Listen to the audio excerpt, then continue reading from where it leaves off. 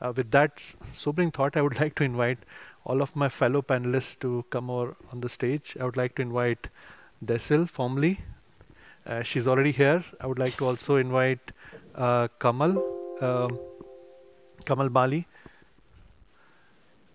President and Managing Director, Volvo Group, India. Hi, thank you.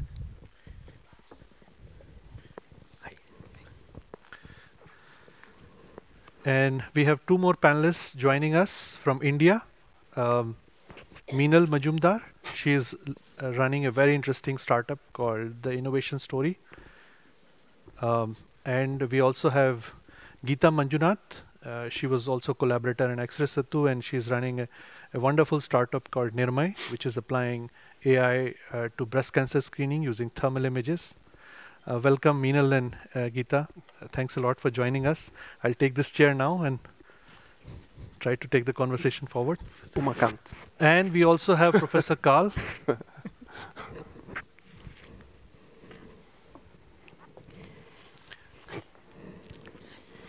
Oh, I can sit here. Oh. Or as you want. So I'd actually like to start with, and we have a generous amount of time for the Q&A from the audience. So if you want to ask questions, please raise your hand, and we will try to get a mic to you. I would like to actually start with Kamal, and we've been talking about leapfrogging, mobility, and of course, I come from, and we both come from Bangalore, a city that's infamous for traffic. So you don't need to sell anybody any mobility solution, right? I mean, whether it is micro mobility, aerial mobility, people are going to try everything. I think teleportation will be first discovered in Bangalore. I'm very confident of that. So how do you see this, transition going? I mean, because mobility is a sector where we are going to hit two transitions together. One is the energy transition, and EV transition as well. So maybe you can just quickly give a brief introduction of yourself, and then we'll dive into the questions. Sure. Thank you very much, and good afternoon once again. Great to be back again. So just coming to the subject of mobility, I mean, we all know, I think in the morning, it was also alluded to that the need for mobility globally is going to increase. And especially in a country like India, where the penetration levels of vehicles is low, and yet we are chaotic. We have chaos in the cities. So it's going to further increase and get complicated. So I think the existing models are not going to work. So the need, the mobility will have to be completely reimagined. And we believe that three things which are going to happen. One is the automation. Second is alternate fuels, which is electromobility, rather to say, just if I can put in that bucket. And the third, very most important one is connectivity. Because I think today, if I were to give you an example, just to give you a sense of how the amount of waste which is there in the logistics or mobility system is that less than 15% of fuel is used to move cargo. 85% of fuel is waste. It is moving air. So that's the level. Less than 50% times, or less than 50% of the truckload is moving, is using really efficient ways. The balance 60% is almost completely wasted. So, I mean, how do you really change some of those things? The amount of energy which is lost. So, I think energy conservation there. So, I think that's something is very, very important. So, I think AI connectivity solutions are going to be the key. New transport concepts are going to come in, and in fact, and when it comes to cargo, it's going to be hub-to-hub transportation, large vehicles moving this, and then last mile connectivity could be with some of the examples which you talked about, including drones. So you are going to see a sea change, and to my mind, this is one area which has got lots of opportunity, lots of challenges, not only in India, but also I think in other parts of the world. But one thing, Umakant, I want to just really bring in that how AI can really bring in a lot of value. India is a very diverse country, as we all know. We have several use cases.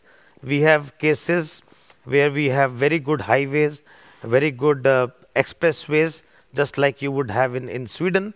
And we also have villages and other areas where we have very poor roads. So we have set of use cases starting from maybe 0 to maybe 10.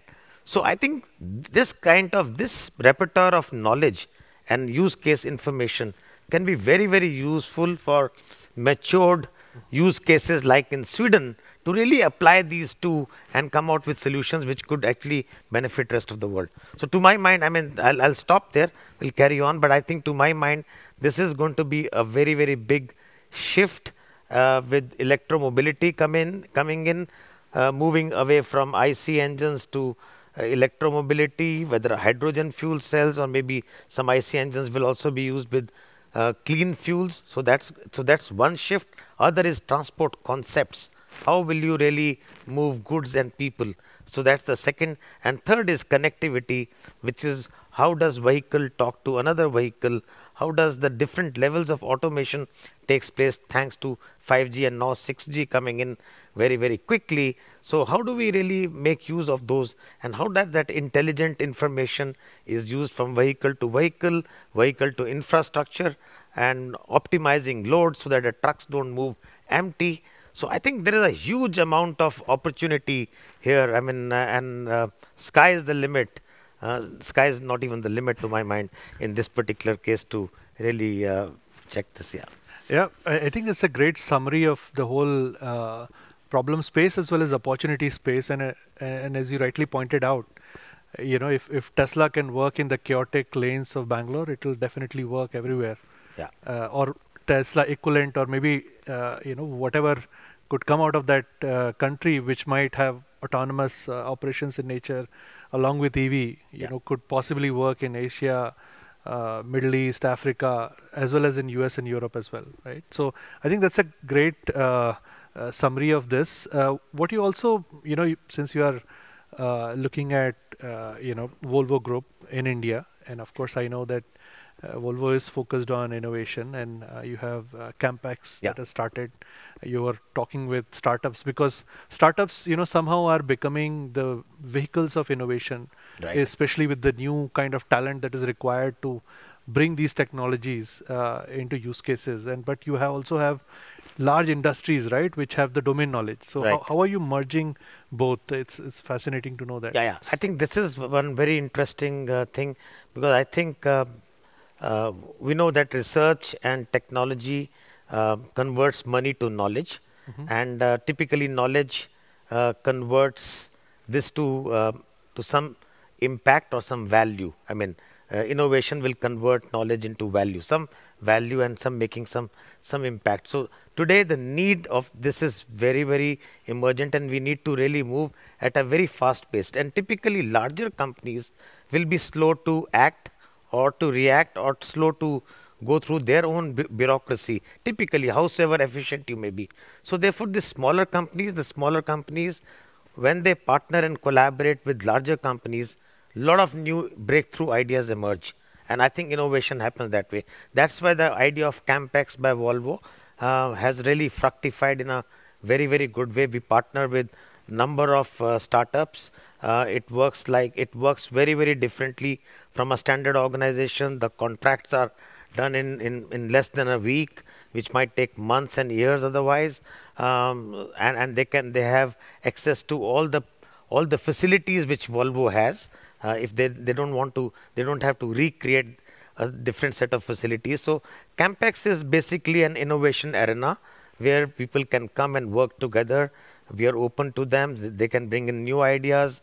We can support them with facilities and infrastructure, and and and and and there are very flexible ways of working. Who owns IP? How do we really take those things forward? That's done in a very, very simple way and a very, very quick way. To my mind, that's a great thing to do.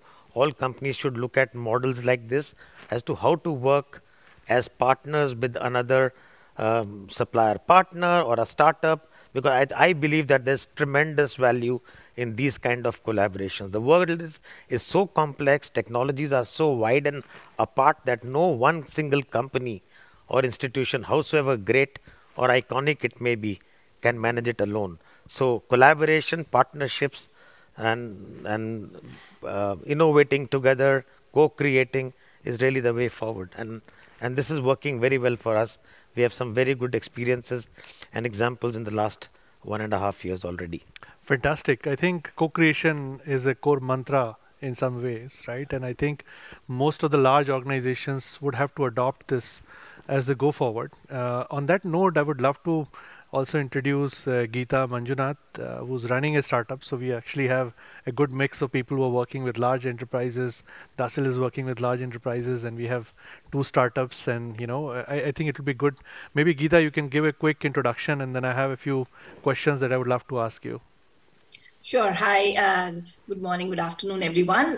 It's a pleasure to be on this platform. I'm Geeta, founder and CEO of Niramai, where we're using AI for early detection of breast cancer for women of all age groups. So the current methods have quite a few limitations, due to which more than half of the world cannot have, let's say, a mammogram for every person.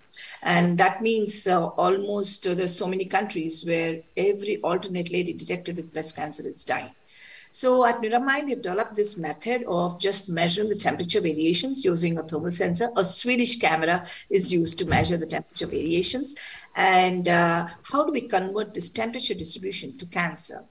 Using AI, and that is the core, research and innovation that we have done, and now we have brought that to market. It's operational in India quite a bit, in 150 plus locations, and we are also operational in Africa, and just started, big collaborations in Sweden as well. Yeah, maybe you want to quickly talk about the collaboration that you are doing in India, because it's a very interesting example. One, they are, of course, leveraging, tools and technologies from across the globe. I mean, she's using a thermal camera, which is, grown in, built in Sweden, solving a problem in India. And now they are again collaborating back with EU to take it forward. So maybe you want to quickly talk about that as well? Sure. So basically, our software analyzes temperature distribution, about 4 lakh temperature points per person, and generates a breast cancer screening report, right? Breast health report, if you will. And actually, the hardware that we use could be any standard thermal camera. Currently, we are using Swedish camera. In terms of how it kind of is really helping India is the huge diverse nature of the Indian demography itself. And it was talked about by the previous speaker from Molbo also, that there are really small countries, small remote villages where it's very difficult to go, even when take a bus or a van there.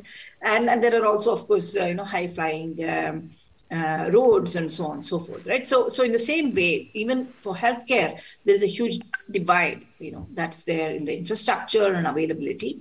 And so using AI, we are able to build systems which can autonomously say whether there is cancer or not in the person, without any doctor. So this autonomous analysis is really helpful to triage patients in rural areas where doctors are not available. One doctor for every 1,000 patient groups, right? So that's where it is. And so when we actually train a healthcare worker to do these screening camps in rural areas, we are able to provide and identify people who require attention immediately.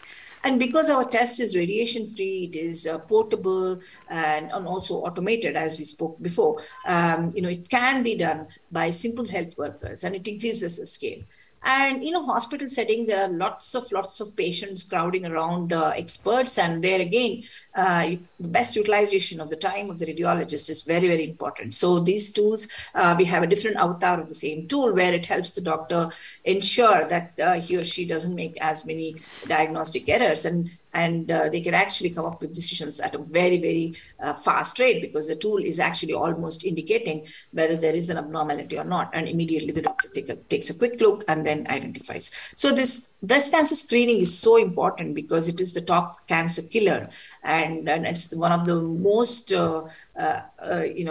like the deepest disease that is affecting women and creating the most number of deaths, especially due to cancer. And so we wanted to address that. And of course, the technology that we have developed can be used for other type of cancers and other type of abnormalities. basically what we have learned, right, while doing all this in India for 5 years now, and then now we have regulatory clearance for Europe and US and so on, is that if you build for India and build it in a way that it kind of actually can work at the lowest cost and obviously at the required accuracy, then it is probably useful for the world as well, because there are, breast cancer is such a global problem, and the fact that there is no test for women under 45 years of age, the test has to be done in an X-ray, protected room in a hospital today. So all of those are actually limitations in affordability and accessibility, which actually affects not just India and other developing countries, but it's definitely a problem that many women are facing around the world. So it can actually sort of enable this bridging of the gap, and AI is very, very core here. Yeah. No, I think it's a very interesting perspective that you brought to the table because, when you look at a place like Europe, right, you got such good screening methods, right, that they will struggle to get, stage, stage 1, stage 2, stage 3, stage 4 virgin cancers, right, cancers that have not been touched by any treatment. But all of this is actually there in India, right? You unfortunately have people which are not screened at all, right? With the data points. So you actually get very diverse data points, and that's what she was talking about. They've got more than 12, 15 plus global patents now. You've got FDA and C certification. 29 29 Thank global you. patents. Thanks for calling that out. Yeah, it's a Yeah, deep tech and solution. now you're looking to collaborate and bring this innovation not just for India but also for other women in more developed countries. Exactly. So because our test actually works on women of all age groups, and there is like, for example, women under 45 years of age have what's called as dense breast, where X-ray based analysis like mammography does not work and it's not able to detect early cancers. Because ours is based on temperature variations, this can actually very well work on younger women and women with dense breasts, even above 45 years. And so for this segment of people, we are bringing this test as an additional modality to mammography. In Sweden, we have distributors arranged, and also we're working with one of the top hospitals, I'm not able to name it now, to actually do some clinical studies to validate it on European women as well.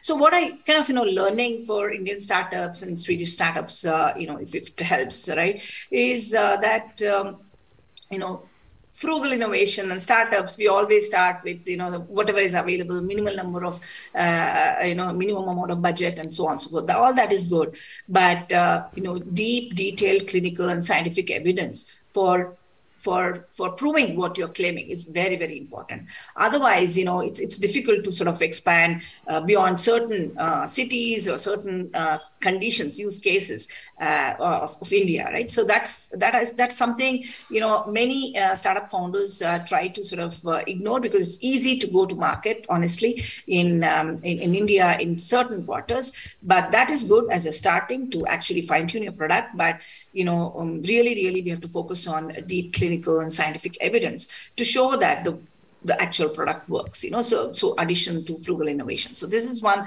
important piece. And when you have such a technology now, you could actually go for international expansion, with the same quality or high quality of products that the world needs, right?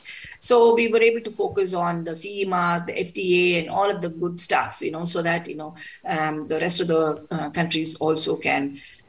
First of all, there is a need, but they can feel comfortable adopting a solution coming in from India.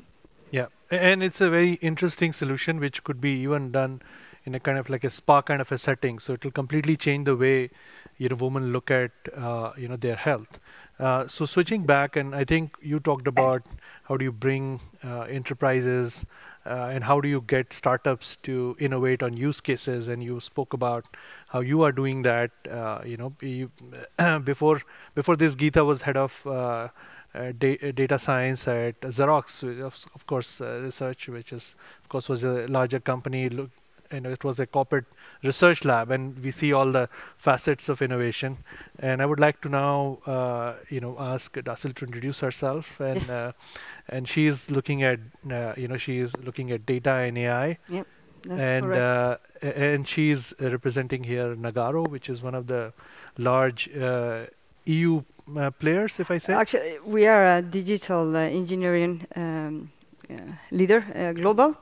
And we are listed in Germany, but we have the large workforce in India, and that's a little bit why we're here. A lot of things that we see working in with data and AI, and you mentioned a lot, and a lot of in the morning is collaboration and a little bit of this kind of local versus what is belong to Sweden and what belongs to India. And Nagaro, we believe in a hybrid approach where you can get, if India has already developed things, why not learn from that and bring into Sweden? In the past, we have seen India as a resource pool. You have an innovation challenge in Sweden and you bring people from India here. But this have to be changed. We also see companies bring in, we actually join an R&D center for one of our clients in India, and that's also happening, but we think that the hybrid approach, as you always need the local expertise, but you need to scale. And Sweden is a kind of small country, if you haven't noticed. So, and I think that's the best part, and that's what Nagaro, because we have started and we will establish an AI and industry 4.0 in Gothenburg, where I'm coming from. Actually, I'm from Spain, but I live in Gothenburg, so if you wonder why I sound the way I do. And that's where we believe that this local touch, scalability in India is where the magic happens. And I love that you mentioned breakthroughs, because Nagaro, our motto is thinking breakthroughs. So this is what Nagaro, we want to position ourselves, and either we are a large company, 70,000 employees, we are a little bit startup in our hearts. So for us, innovation is interesting topic. And it's not innovation in, yes, like you mentioned, break innovation, big innovation in small pieces, like the startup thinking. Startups are thinking that way. Yep. You take that big problem and take it small. And if you can, as a large enterprise or group is thinking about, how do I establish in India, you should come to companies like ours, Nagaro or CIBC, to help in that bridge, because I can tell you the culture, you need to manage both. I'm learning the hard way. Absolutely. Yeah. No, I think, and it's fascinating that you're talking about the culture and innovation and how do we bring startups and, of course, startups start to innovate, but then they need to scale up. Yeah. Right?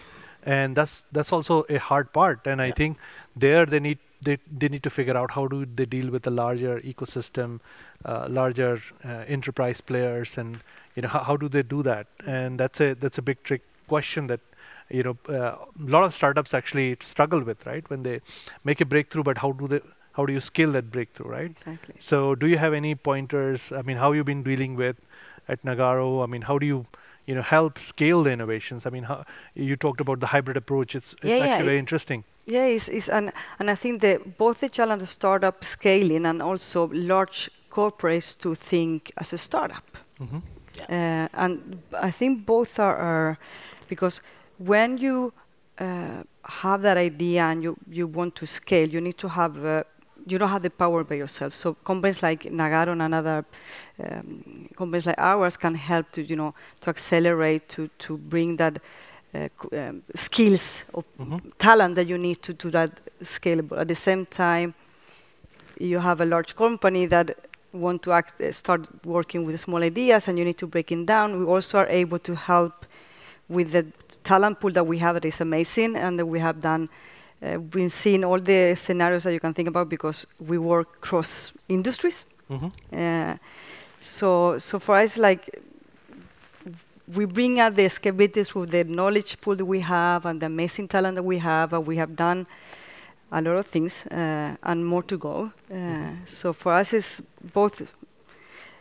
We act as a bridge between, since you're talking about the bridge, and we've been also trying to bring this, India and Sweden together, and try to see what could develop. I mean, how do you see this relationship itself evolving? One is between the startups and companies, but also as a nation, and we are trying to do a G2G approach as well. I mean, how do you see this evolving? I have a colleague of mine mentioned an analogy that this, like, it's like you have islands. You have, India, Sweden, or parts of startups and you have to have that bridge. And for us, you have to have a legal fund. Nobody mentioned, nobody have mentioned legal, but you have to have a legal framework that allow you to create that bridge, because you have to take conditions like data protection, IP, protecting that as when you do this collaboration between startups or between countries.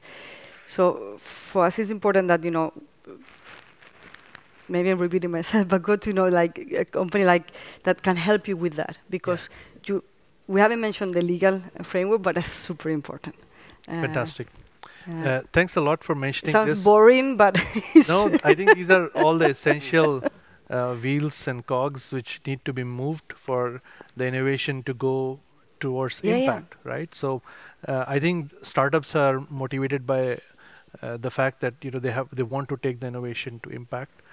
We have another startup founder, Milan Majumdar, who's joining us from India today, and she's working in the area of learning, especially with young women students, and would love to ask her about her journey. And of course, she herself came from a large company, I mean one of the largest banks in India, and then she started this. So would love to know a little bit more about your journey, and maybe you can talk a little bit about the work that you're doing.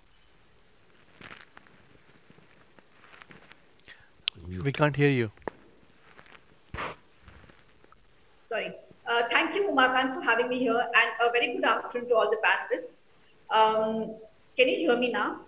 Yeah. Maybe increase the volume a bit. Yeah. So essentially, my name is Meenal Mazumdar, and I'm founder for the Innovation Story, an edtech startup, which basically the whole aim of it is to get children excited about technology. Since Umakant has been saying about how innovation has been driving, everything in India right now, and there's so many startups coming. The whole point is to have a workforce ready for us to take India to the next level. And I want to start young. My own background has been that I've been a career banker, and basically, a few years ago, I just got introduced into mentoring students in the area of STEM by chance. And when I started seeing the transformation of children when they did hands-on work and they did things with machine learning, the kind of transformation that happened when they saw their ideas come to fruition, whatever they thought was coming to reality, that was magical. And that kind of prompted me to quit my job as chief risk officer at a bank at one of the largest banks in India, and move into education and see how I could help in that area. And today we are partners to Amazon on a program called Amazon Future Engineer, with a common goal of driving CS education for all and an aim of having 1 million engineers by 2025. We are also partners to ISC Bangalore, of course, on the Technology Innovation Hub and IIT Delhi. And collaboratively, we are making it happen for children across backgrounds. So we work with several non-government partners as well, because today one of the things is, given the huge population that India has of students, there's a lot of disparity in kind of access that is there with kids in terms of opportunities available. And at the Innovation Story, one of the things for us is that we want to provide these opportunities to everyone, irrespective of the kind of backgrounds they come from. And so we work with kids. To just give a short story, we actually during the pandemic, as partners of Amazon, had distributed laptops to a lot of students who were completely illiterate in terms of digital literacy, and they didn't know how to use laptops even or anything. And we started with a very basic program on Microsoft Word, PowerPoint, Excel with them.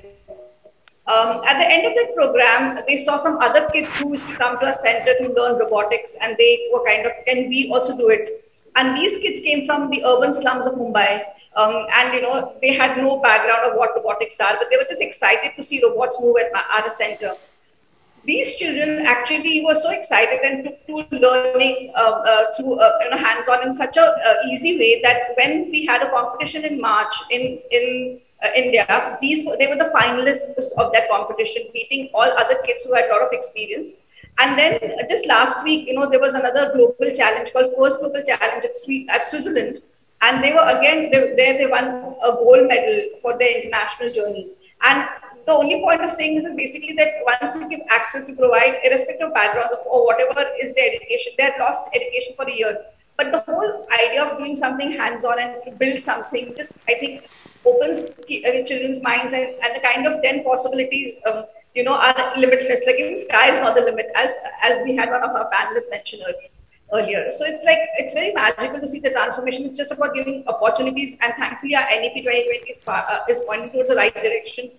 We have to basically get a collaboration together between academia, industry, and schools, and which Art Park is also helping us do that, basically, so that to get everybody excited about technology, and then these numbers that we're looking at for AI 100 for India are not too far away. Yeah, well, thanks for mentioning that. Since you talked about NEP, NEP stands for National Education Policy 2020, which is a completely shift away from. So India is adopting this whole interdisciplinary approach to learning, and which is a big break from what it used to do earlier. And it is not just in the K-12 or the schooling segment, but they are also doing it for the higher learning as well. And it's interesting. We have Professor Karl here. And Professor Karl is Professor Emeritus at KTH, and he has been a good friend as well. So maybe you have been studying or looking at NEP from Swedish perspective, and you had some points to make. So I would also want to invite you to talk a bit about that as well. Thank you. So I guess it relates to the former speech here. First, a comparison. I looked into the Indian system in higher education somewhat, and as a comparison, Sweden have 30 higher education institutions, more or less, while India have 1,000 is a low figure, so rather a couple of thousand higher education is. So it's an immense difference. And if you look at the school system, then the figures are even more impressive in India. So quantity is not a problem. 1.7 million schools in India. Yeah. I mean, so the quantity is not a problem. The problem is the heterogeneity. There are super good schools. There are super high quality in some corners, and in other corners there are many things lacking. So that's the issue. And I assume in this national education policy that was issued some time ago, they tried to address. So there are a lot of priorities. I choose now a few only. So a bunch of the items I prioritize have to do with inclusiveness, to reach out to everybody, to every corners along the lines you described. Also, another bunch of items in the priority list is about also including more of vocational training, skilling, reskilling, professional learning, all these things, include them in the education policy rather than treating that as a separate, which I think is very sound. Basic education and this other set is grouped together. On the other hand, it increased the problem. So you don't only have to reach out to everybody in the basic education, you also have to reach out to the other segment in the professional, in the long life learning. So you increase the problem somehow. Still is mentioned something else. There's also mentioned in this report that there is a, which I think, of course, everybody really know, there is a lack of teaching capacity. There's a lack of teachers, there's a lack of faculty, and not only in numbers, it's also that is also in many cases lacking competence among the teachers and faculty. So it seems like insolvable problems. I mean, Omar Kant has already shown the long-term solution where we learn from humanoids. Even if I'm a professor in artificial intelligence, I will leave that for a little for the future. So in my mind, the only way forward is that we still have to base up the competence of the teaching. We still need the coaching from human teachers. However, in order to serve this huge demand that I try to envision is to amplify the resources somehow. And for amplifying resources, you need some kind of machinery, some engineering for that. And then the question is, can AI solve that? Then I want to remind you about AI. There was a big hype of AI in 1980s when I started working with this area. So every company wanted some AI in the 1980s. And many projects started, there were many failures and many disappointments.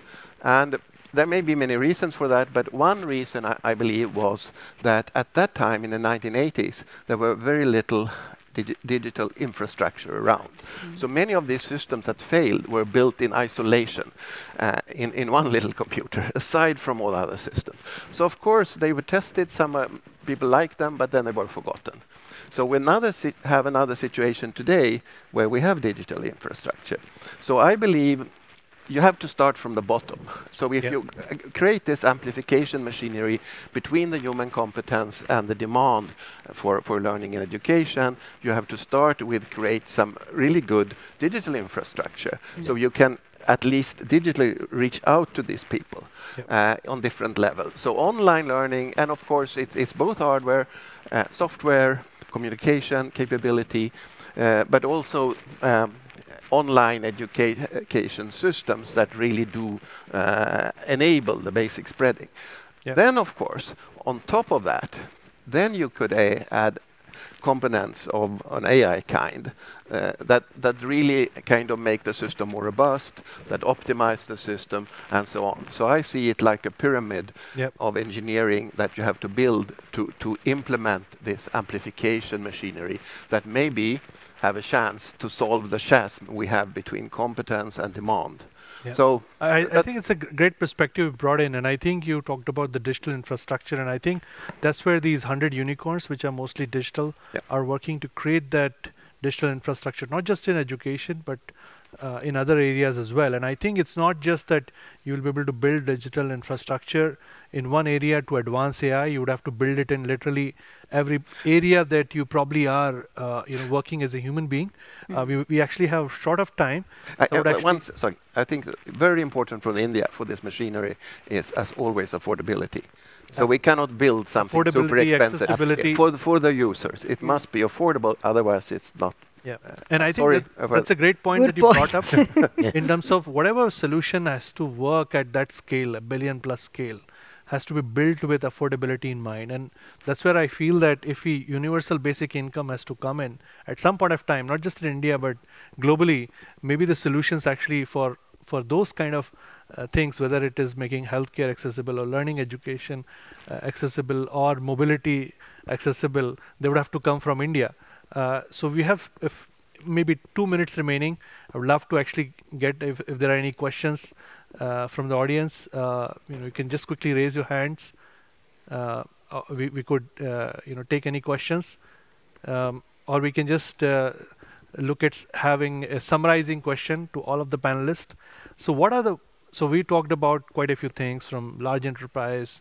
How do we take it to startups? We talked about startups in healthcare. We talked about how they are now trying to make it larger, connect with larger ecosystem. Then we talked about enterprises and how enterprises are there, which can actually help startups connect with large companies and scale the innovation. And then we also had Meenal and Carl talk about learning in general, because that's very critical and core to powering this whole transformation. What is one quick step that we could take to create collaboration between India and Sweden? They're two democracies, messy but yes, working democracies. And I would like to start with Kamal. Yeah, I think very simply, I think as a lot of panelists have already spoken, to connect the two islands of excellence, Sweden in its own right, the number one in innovation, European Union, and India with a lot of digital talent, humongous amount of use cases. If we can connect these two effectively, and right now we have things like SIBC, which is doing a great job, SciTech, Split, I think, and your art park. I mean, I think these are the bridges to connect these two islands, and that's all we need to do. We don't need to do anything more. We need to just connect this and make it more visible. Visibility and connection, and doing well by doing good. I think that's what. Doing well by doing good. I think this is fantastic. Quickly, Geeta. Yeah, so I think I'll just build on what was said. Basically, the connections and the networking is one aspect of it. And also maybe we need to do it at the science level, at the research level, at the startup level. So some kind of, more like task forces for different kind of engagements, depending upon the stakeholders on either side. Of course, SIBC is great, ARPAC and these kind of forums are great. So in this, having task forces could be domain based or, stakeholder based would be one specific detail I would go into. Great. Dasil. I'll again, like you mentioned, I believe strongly, and I too, that this, make that collaboration for real and a little bit change your mindset that not because you have a Swedish problem have to be solved in Sweden or in whatever country that problem is. So you have your local touch, but look around and see who else is doing Brilliant. what you're doing. So Mindset. Yep. Great. Meenal, quickly. Yeah, collaboration is the key. I would go with what Kamal said, basically just look at these institutes to bridge people, to connect people, and I think we should be there. Okay. Apart from the use cases, which I think are clearly in India, I think very shortly, I think Europeans have more to learn about the system as a whole, because the challenges in India have forced India to really build systems that we don't have in Europe. I think what Europe can contribute with more is the basic technologies, the corn in every corner. I mean, the detailed technologies, rather than the system. That's my feeling. Oh, great. So thanks a lot for all of your time, and thanks a lot for the audience for patiently listening to us. Please feel free to connect with me later on as well. We are trying to build this bridge between India and Sweden. Next 25 years for India is going to be a breathtaking ride. If you want to be on it, it's going to scare the hell out of you, but it's going to be fun. Thank you. Thanks a lot. Thank you. Thank you. Thank you so much. Bye. Very well done.